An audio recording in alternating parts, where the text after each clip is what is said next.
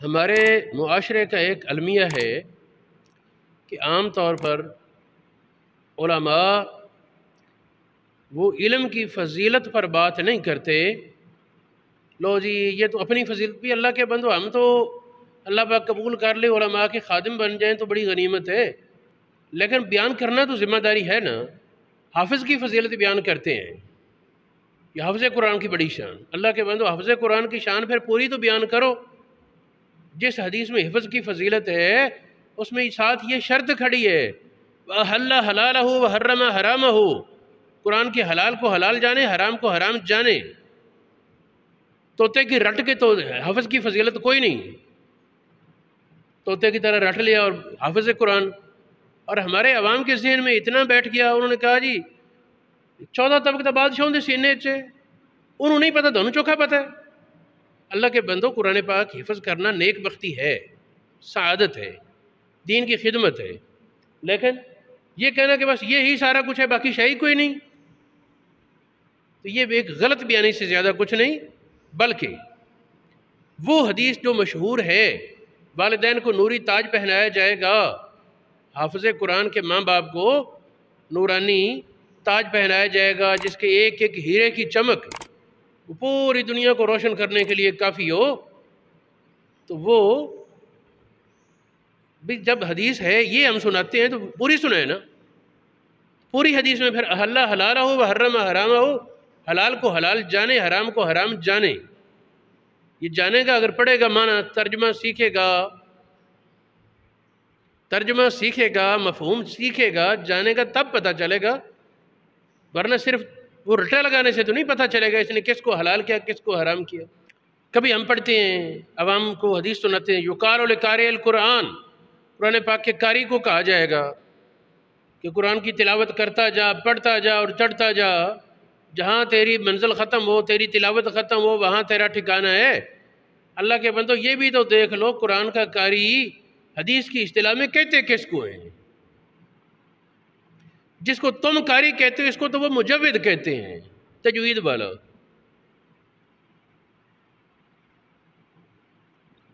علامہ ابن حجر عسقلانی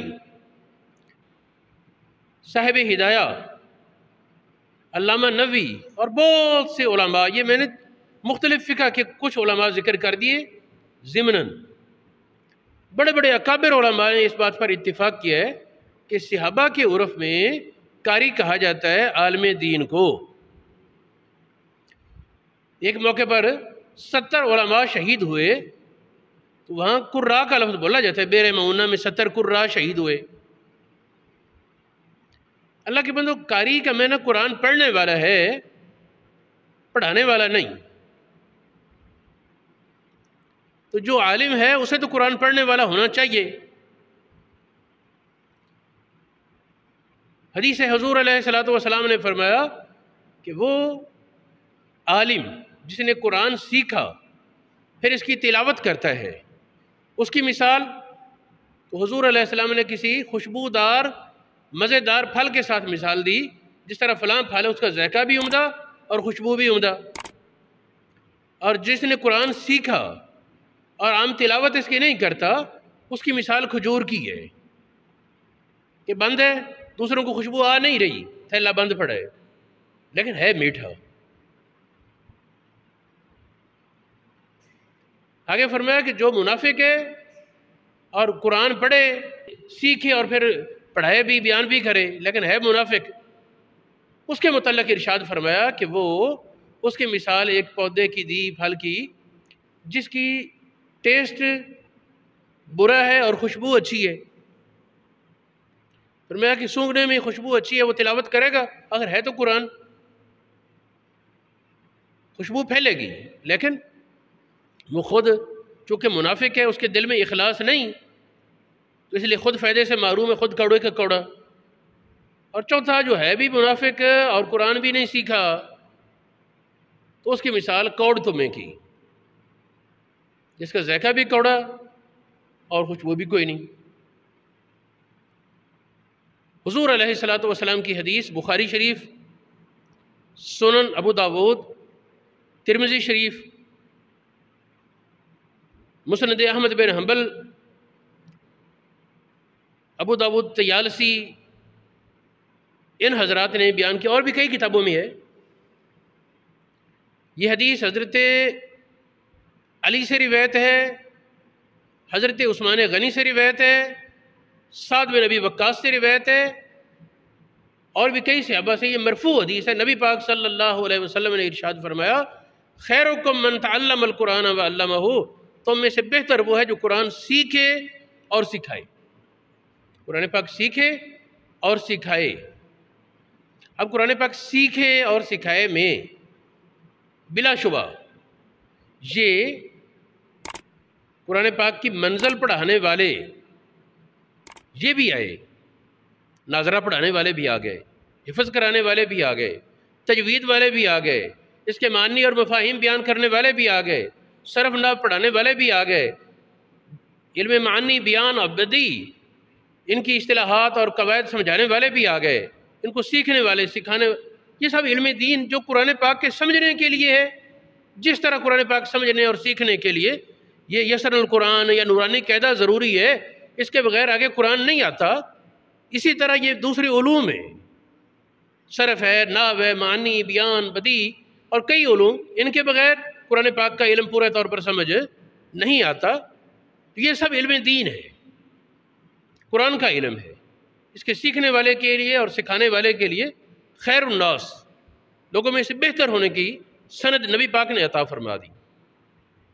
پھر ایک اور حدیث ہے، حضور علیہ السلام نے ارشاد فرمایا کہ جو آدمی لوگوں کو بھلائی کی تعلیم دیتا ہے، لوگوں کو بھلائی کی، نیکی کی تعلیم دیتا ہے، فرمایا کہ اس کا نام آسمانوں میں کبیر رکھ دیا جاتا ہے۔ یہ بڑی شانوں والا ہے،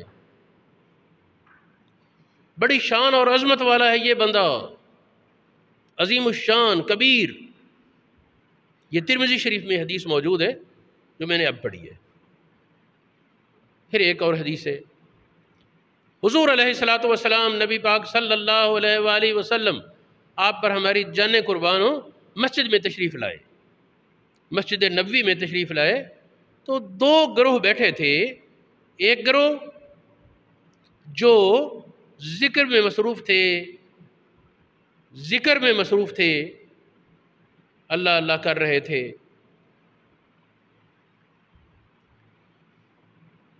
حضور علیہ السلام نے انہیں دیکھا اور مسکرائے۔ نبی پاک کی مسکراہٹ پر تو جو غم زدہ ہیں، غموں کے ڈوبے ہوئے، انہیں غم بھول جاتے ہیں۔ اچھا، حضور علیہ السلام مسکرائے، پھر آگے دوسرے گروہ کے پاس تشریف لائے۔ یہ لوگ یہ علم اور فقہ حاصل کر رہے تھے، ایک پڑھانے والا پڑھا رہا تھا، دوسرے سیکھ رہے تھے۔ حضور علیہ السلام نے فرمایا دونوں اچھے ہیں، وہ بھی ٹھیک ہے، یہ بھی ٹھیک ہے۔ پھر فرمایا کہ وہ اللہ رب العالمین کو پکار رہے ہیں، اس کی عبادت میں مصروف ہیں، چاہے وہ قبول کرے چاہے رد کر دے، اور یہ لوگ یہ سیکھتے ہیں، سکھاتے ہیں، ان کا نفع دوسرے تک پہنچنے والا ہے، ان کا نفع دوسرے تک پہنچنے والا ہے۔ اور جس طرح حدیث پاک ہے، خیر الناس من ینفع الناس، لوگوں میں سے بہتر وہ ہے جو لوگوں کو نفع پہنچائے۔ تو یہ علم کے اعتبار سے، دین کے اعتبار سے نفع پہنچا رہے ہیں۔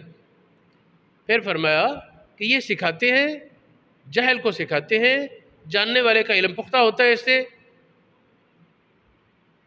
یہ کہہ کر فرمایا کہ دونوں اچھے ہیں، لیکن چونکہ یہ دوسروں کو سکھاتے ہیں تو یہ افضل ہیں، یہ افضل ہیں۔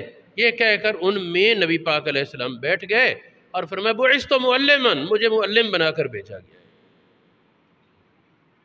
مجھے معلم بنا کر بھیجا گیا ہے۔